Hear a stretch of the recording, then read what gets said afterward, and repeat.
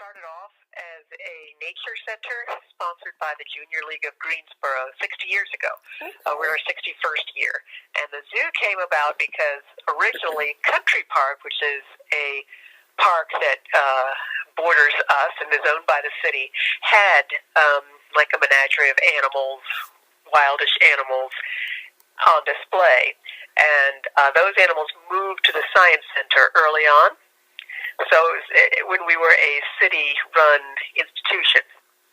So originally the whole Science Center was run by the city of Greensboro. Now we are a private-public partnership where we run ourselves and our zoo, but the city does own the grounds and buildings. So we do have a conservation and research department, and we do have different project goals that we contribute money to. Visitors directly, when they come in, we have a Quarters for Conservation program, so 25 cents of their ticket automatically goes to conservation, and they get to choose where that goes. We give them a token as they come in, and they get to put that token in one of three program areas we change.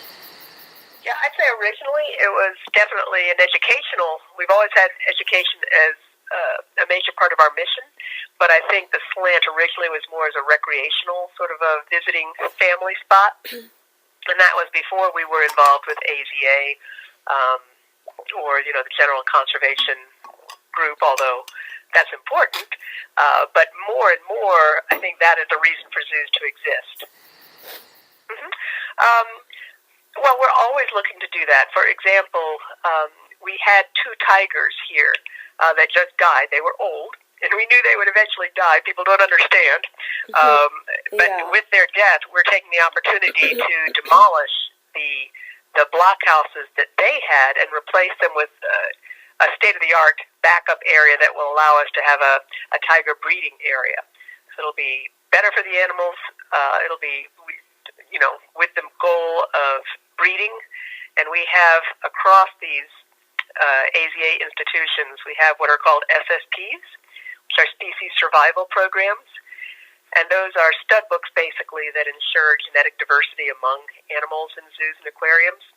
And so we have lots of animals in those programs, and Malayan tigers will be one of those. Okay. So that's an example of taking the opportunity to look at current design and research for animals.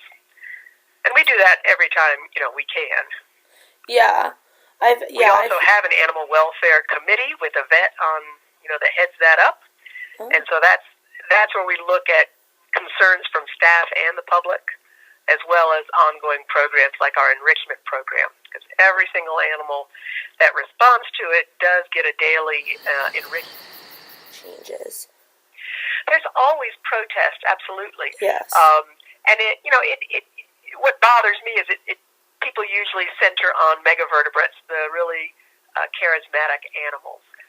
So things like elephants, people are concerned, and they should be up to a point. Our tigers, we get a little bit of that, but people don't seem to mind, big sharks in an aquarium. Interesting. But I hate that. I think people should protest about sharks. Yeah.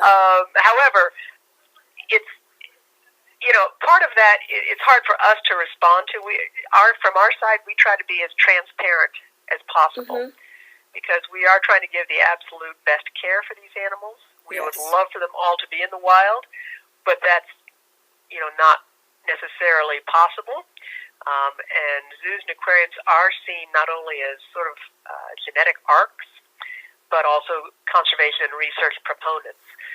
So some of the work we do, even though we display animals here, because that's how people learn about them, is that we're also doing a lot of work for their benefit in the wild, and people don't take that into consideration.